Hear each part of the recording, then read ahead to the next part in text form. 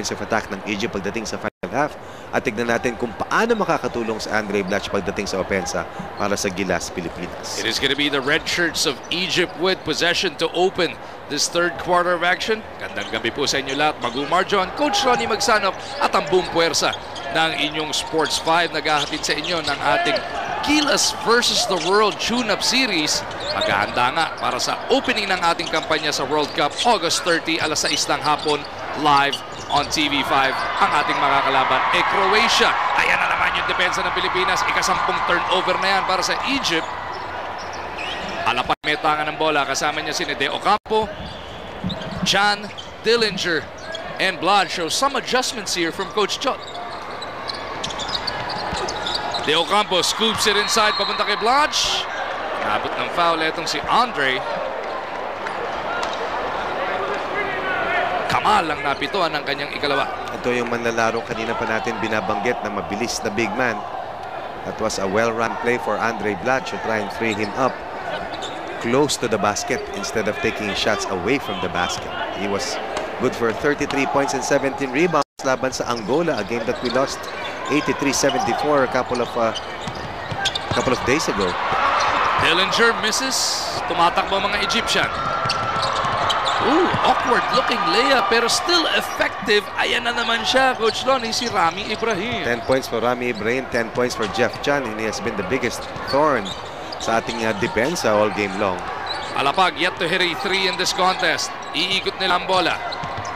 Blatch, inatake na lang yung rim. Gets the basket, may kasama pang foul. That's the reason why he should play closer to the basket.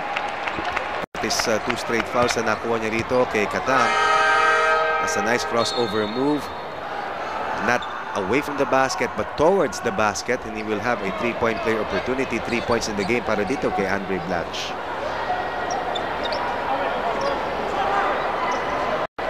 Norwood, may nasilip din siyang konting adjustment from the bench, giving some tips to the 5 on the floor. Blatch completes it. Papasa ang abante ng mga Egyptian. Bilanggit nga natin siyang missing link para sa opensa ng Team Pilipinas. He needs his touches but he needs to be aggressive in attacking the basket. 4 in the game para dito kay Andre Blatch. Foul was on Dillinger, a bit too aggressive sa defensive sequence na yon.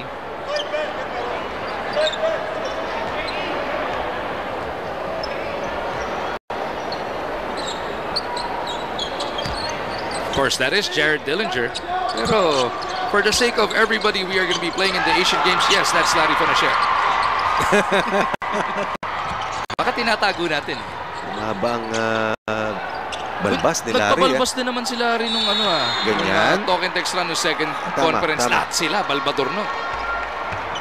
Andre Blatch, dumilensya dito kay Mekawi. This will put Egypt to be only 1 foul away from being over the limit. That's a Willie Miller move coming from Andre Blatch. Pero hindi akap shooting yun. Inaangat niya, di ba? Kevin Durant, ginagamit din madalas yung kilos na yun. Kilos on the attack, looking to reclaim the lead. Blatch. Binanggit mo nga, he has to be a bit more aggressive. In attacking the basket. Ang nakukuhanan niya ng foul. He was looking for his shots early. Unfortunately, puro outside shots. Hindi tumama. Ngayon, he catches that pass from the elbow using his quickness to once again extract another defensive foul. Team foul number 4 para sa Egypt. Alapag cycles around, papunta kay Chan. Pull-up jumper, off one dribble. Jeffrey Allen's got 12 points. That's good execution, setting up our hottest shooter right now. Jeff Chan with 12 points as you mentioned. Balik na ang kalamangan sa Team Pilipinas. 2 minutes na lumipas sa third quarter of action. Chance of defense from the Filipino faithful in attendance dyan sa Guadalajara. Shusha naipit sa step back. Nakoberon pa rin. Naputukan na sila ng 24. Kaya binanggit natin kanina sa pagtatapos ng first half, ang ating depensa ang siyang magdadala sa atin. Lalong-lalo na dito sa last 2 quarters. Hindi pa natin nakaharap ang Egypt. Ang Egypt nanggaling sa Jones Cup. Pumunta sa Taipei upang lumahok about a week ago. At dito tumungo sa Spain para masanay sa weather na mukhang mainit dito sa Guadalajara. At ayon nga sa iyo, maging sa Cebil, summer din, mainit din. But that is to the advantage of our national team kung di ako nagkakamali dahil sanay tayo sa ganyang klaseng temperatura. Eh, pumapalo temperature nila 30 to 35 eh. Lang. Eh sa atin. Jeff Chan fouled once again. Sayang, hindi pa naka 4-point play opportunity sa pagkakataon na yan. And for the second time in this ball game, Jeff Chan will get fouled from the 3-point line. They are over the limit. Ibrahim El Gamal, a part of the mythical selection sa Jones Cup para dito sa kabanan ng Egypt, will give up that shooting foul. Jeff Chan, 12 points. Couple of 3-point baskets converted. Mintis nga lang sa kanyang unang free throw. Oo, tandaan natin doon sa laban natin kontra sa Angola, tanging si Andre Blatch ang umabot sa double-digit output. Itong si Jeff Chan, doon sa larong yon, sisilipin natin kung ilang puntos ang nagawa. Jeff Chan, 6 points laban sa Angola. Chan goes 1 for 3. Pero isa pa dahil may lane violation ng isa sa mga nakapula. We'll take that. Sungit na rep, oh. Hanap pa pala ka. Isa pa ng free throw. Uno mas. One So more. officially, it is now 2 for 3 para dito kay Jeff Chan.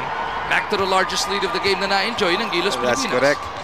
And our defense here in the third has allowed Egypt only 2 points with almost 3 minutes gone. Tayo naman meron ng 7 puntos dito sa pangatlong yugto. Foul nga lang ang nasilip doon kay Chan. Actually, medyo manipis, ano? Kaya nagulat din si Jeff sa pagkakataon niya. Oo, wala rito yung best player ng Egypt doon sa nakalipas na FIBA Africa Championship, si Assem Ray, who was a part of the mythical 5, close to 15 points and 12 rebounds, but he suffered a knee injury at hindi siya makakapaglaro sa FIBA World Cup. Nasa Group A po itong kupunan ng Egypt. Ang Pilipinas naman po ay nasa Group B. Foul whistled on Blatch. Reaching in from behind kontra dito kay Samir. That's going to be his second person.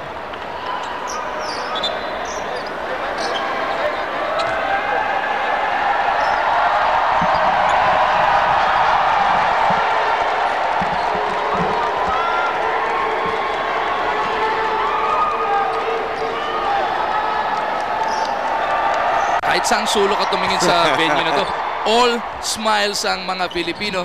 Yan lang, manalo, matalo, as long as lumalaban team natin, everybody happy naman Totoo talaga. yan. Kanina nga, yung warm welcome na binigay nila sa ating mga national players paglabas, no? Para pag-warm up. Hindi pa naglalaro, pero yung hiyawan, yung palakpakan, litaw na. Nice setup coming from Jima Alapag. That's the easiest basket for this afternoon para dito kay Andre Blatch. That got the Filipinos up on their feet. 38-33. Panik na sa lima ang abante ng Gilas. Trying to look for that stop. Largest lead of the game was 7 points enjoyed by Egypt earlier on in the second quarter. Talk about the designated lockdown defender. Kanina si Gabe Norwood, ngayon naman si Wolverine na si Jared Dillinger. Fast break na to. Hatid sa atin ng Smart Bro, tomorrow's internet. 9-2 run by Smart Gilas dito sa ating third quarter. Of course, this has been harnessed dahil sa tindi ng ating depensa. Bagay na kinakailangan nating masustain at madala sa pagdating na FIBA World Cup in just 6 days kasama magsasabak na tayo. August 30, huwag niyo pong kakalimutan, bilugan na sa mga kalendaryo, iset na ang alarm sa inyong mga telepono. 6 p.m. live on TV5. It is gonna be Gilas Pilipinas taking on Croatia. Unang assignment natin sa FIBA World Cup. That will be on August 30. We play Greece on August 31st. And then on September 1, Argentina. September 3, Puerto Rico. September 4, Senegal. If we make it to the next round, that's gonna be September 6. Makakalaban natin yung mga taga-Group A naman. Oh, nice move off the pivot mula kay RDO. Para tayong counter-puncher dito. Puro bandy punches ang binibigay natin sa Egypt sa pamamagitan ng ating matinding Here's a depensa. steal. Watch out, Guadalajara. Kanina right straight ni Renedel. Ngayon naman uppercut binigay ni Andre Blatch. Down by as much as 7 now, already on top by 8. Pilipinas kontra sa Egypt. Fast break na naman nahatid sa atin ng Smart Bro, tomorrow's internet. And that will force itong Egypt into this timeout as Gilas is looking to break away. 31-29. But we started the third quarter with a defensive stop. And I think, and I believe that set the tone to this huge run by Team Pilipinas. Andre Blatch awakened. Ranidel umambag. Gabe Norwood trumabaw sa defense. And of course, Jeff Chan continues to rock shot from the outside for Team Pilipinas. Oh, that press though broken by Egypt, but they miss over at the cup. Chanto de Ocampo, ito na si Alapag. The Mighty Mouse couldn't pull the trigger. Goes all the way over to the corner. Jimmy will reset. Shot clock is at 10. Blatch looking for Dillinger over at the corner. May naiwan pang 5 segundo para makatira ang Gilas. Egypt had 12 points in the first quarter, 19 in the second. But here in the third, 4 minutes na ang nagdaan. Tanging 3 puntos pa lamang itong koponan ng Egypt. Ball will go over to Egypt. Last touch doon si Blatch. Jay Washington applauding maski na hindi tumama itong si Jeff Chan. Alam niya, kailangan ni Jeff yung touches mula sa labas dahil siya talagang nagpapabuka ng depensa para maka-operate sa loob si Andre Blatch at Ranidel de Ocampo. Tsaka malaking bagay na dahil tune-up game pa lang naman na nakakahanap ka na libre, no coach? Nakaka-execute kayo ng tama. Yes, it's all about execution. It's all about giving that ball up to a more open teammate. Sabi nga natin, Magu, pagkatapos itong ating mga pre-tournament preparation, yung cleaning up the offense, you will see a lot of videos. As Ranidel once again hits another inside basket, hahanapin mo kung saan nagkamali, saan pa pwedeng tumibay, anong klaseng defensive rotation, anong substitution pattern. Lahat ng kinakailangan in the next 5 days, gagawin niya lang coaching staff ng Gilas Pilipinas. This third quarter storm has now amounted to a 10-point lead para sa Pilipinas. Egypt in all kinds of pressure here. Looking to go to the long ball once again. Mabigat yun mula dito kay Ibrahim. At itong set shooter na si Rami Ibrahim has already scored 3 rainbow conversions. He was the one who instigated that huge uprising para dito sa koponan ng Egypt para lumamang dun sa second quarter after makuha natin yung kalamangan sa kanila. Pero dito sa third, siya naman ang pumutol sa scoring drought ng Egypt. Lamang pa rin ang Pilipinas dito. Looks like it was deemed as just a long long two lang ang binigay. Dahil nasa 36 lang score. Tama Egypt. naman. We'll take it. Tama yun, naman. tama yun. Tama. Laki Hindi ng ko masyado paa nakita. Tama yun. Ako rin eh. Junmar Fajardo gave a good account of himself in the second quarter. Back on the floor. Kasabay na naman si Ping. Ping wrist looking to clean up his own miss. Ball rebounded by Samir. Samir na naman. Ikot ang bola kay El Sabak. Back to Samir. 2-man game by Egypt. All board lang sa tira. Nadidepensa na natin yung mga jump shooters ng Egypt, no? Except itong si set shooter na si Ramil Ibrahim. Quick hands on the part of Shusha. He looks to finish the play with a long one. Dillinger para sa board. Just over 4 minutes remaining in this third quarter of action. Junmar step back jumper. Fajardo nice. delivers. 4 in the game for Junmar Fajardo. Sweet jumper from the elbow para dito sa ating reigning PBA MVP na si Junmar Fajardo. The main man of the San Miguel Beermen brings us another double-digit advantage. Bola mababalik pa sa Gilas.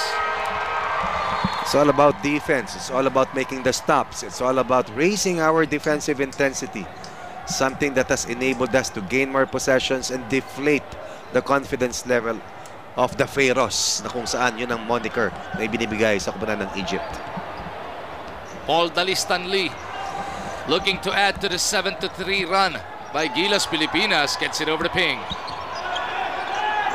Lee once again didiscarte, trying to use the speed, goes to the spin, kicks it over for the 3.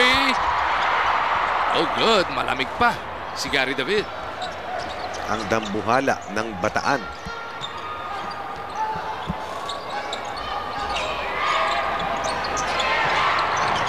Gabe Norwood completing the 5 para sa Gilas Pilipinas, trying to apply pressure. Look at the way we have pushed the offense of Egypt beyond the 3-point line. Although nabuhol tayo rito at nakahanap ng butas itong si Shusha. 7 na the game for Shusha. Layo nung sad-sad niya, no? Oo. Talagang lumipad itong si Yusef Shusha.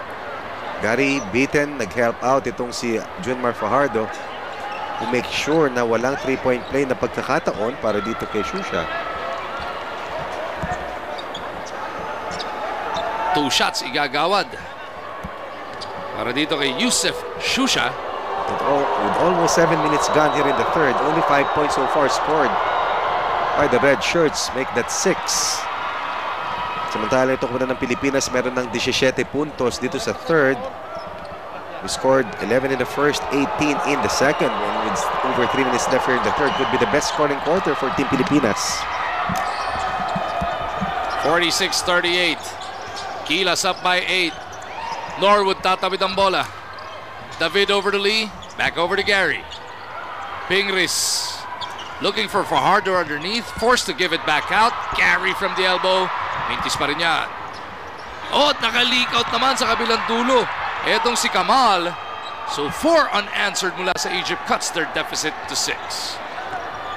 They only gave up 5 points doon sa unang 5 minuto. Pero ngayon, nakakahanap na ng mga easy baskets itong kupunan ng Egypt. Lee fouled on the reach in from behind. Mula dito kay Ibrahim. Laki niyan dahil pangatlo na yan. 12 pinakamalaking kalamangan dito ng Team Pilipinas. Kani-kanina lamang. This will be 2 free throws for our nationals. And Paul Lee, who scored 5 first quarter points, will attempt to score his first point here in the second half. Ang angas ng Tondo. Dating PBA Rookie of the Year.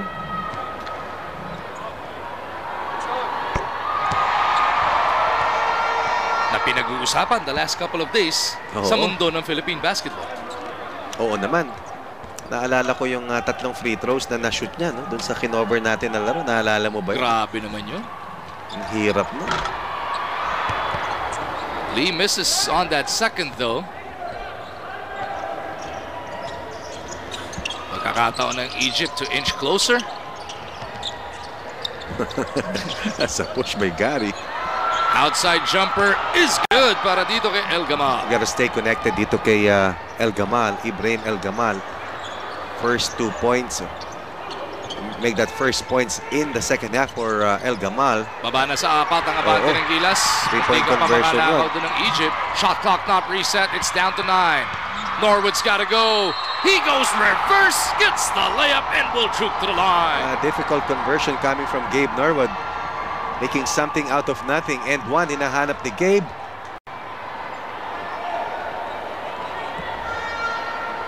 Is there even a question? A 3-point play opportunity. And this play of the game is brought to you by Smart Bro, tomorrow's internet. What gives?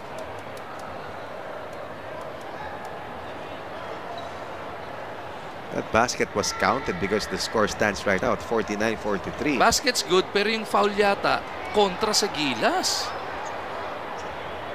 Pag naging 2 free throws plus possession, it means may na-technical ito, Magu. Pero kung pinapapila naman sila, so foul on the rebound play, pwede. Penalty yung Gilas. Oo. So 2 shots lang para sa Egypt dito. Yusuf Shusha misses ang kanyang front end ng 2 free throws. 9 points in the game para dito kay Shusha.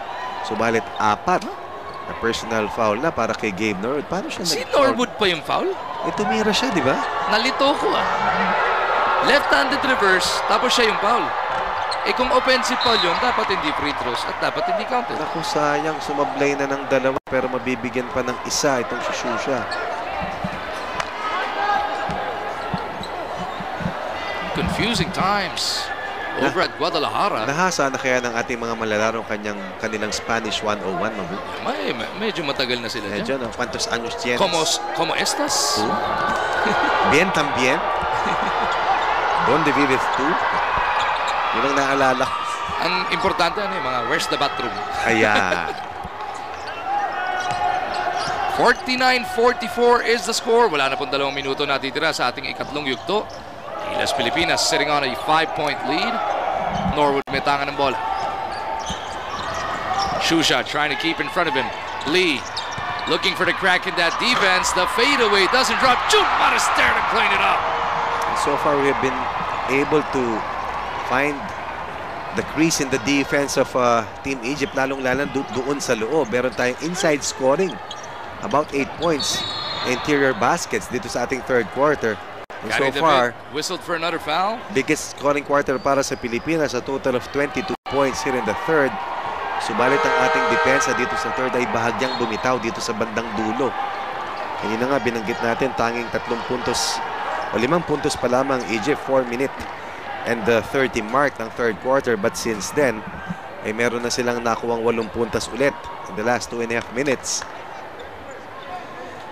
So these free throws starting to take its toll on our campaign. It's keeping Egypt in the game. That's Coach Ron. correct, because not only are they getting easy shots, although 3 lang sinablay nitong si Shusha, pero natitigil yung oras.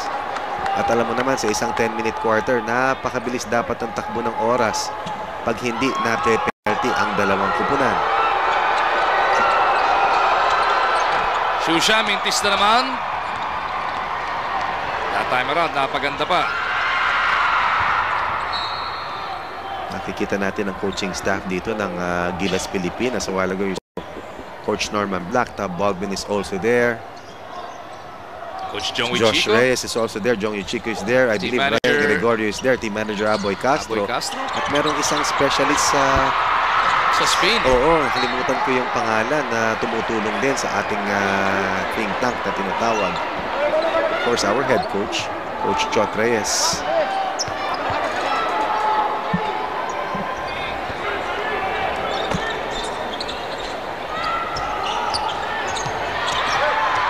Lina nakaw huli. Resulta, Egypt wising up to it. Etong si Yusuf Shusha was Yes. all over Paul. Emphatic rejection. Nakaw play sana nitong si Paul Lee, pero last line defender. Si Shusha actually galing pa kay Gabe doon sa inbounder correct. siya. Lina naman, this time around, he finds Junmar and Fajardo gets the bounce. It's all about the learning curve para sa ating mga manlalaro, lalong-lalo na sa batang-batang si Junmar Fajardo. Nasasanay na siya sa mga malalaking kalaro niya at meron na siyang quick release sa kanyang jumper from mid-range. 53-44. Esquilas by 9. This time around, we close out on those shooters. Pero nakahanap naman sila ng paraan dun sa loob. That's El Gamal creating that scoring look para sa Egypt. Earlier, Junmar Fajardo scored his 8th point. Samantalang Egypt continues to stay in the hunt. They're down by 7. Might just be the strongest outing so far para kay Junmar in this tune-up That's series. correct. And you Asa si Mang Jun? Pasukat mo yun. Pasukat mo kay Mang Jun. Mang Jun Rillo, yung ama ni Vanessa Rillo. Yeah. Ayan. Wala eh. May monumento na nga si Kuya Jun eh. Nakasukat. Oo. Milimetro. Yeah. Milimetro ni Kuya Jun. Uy, last shot time to. Pwede para sa Egypt. Gabe breaks it up. 5 seconds na titira sa ikatlong yugto. Pero kailangan nakaluhod dun sa end line eh. Hindi pwede Oo, sideline. oo. Di ba mga monumento nakatayo, di ba? Kay Kuya Jun nakaluhod, nakasukat. Oo. Fajardo. Nagpapahingayin muna dito. Good performance by the Kraken, definitely. Solid. Japit Aguilar now on the floor.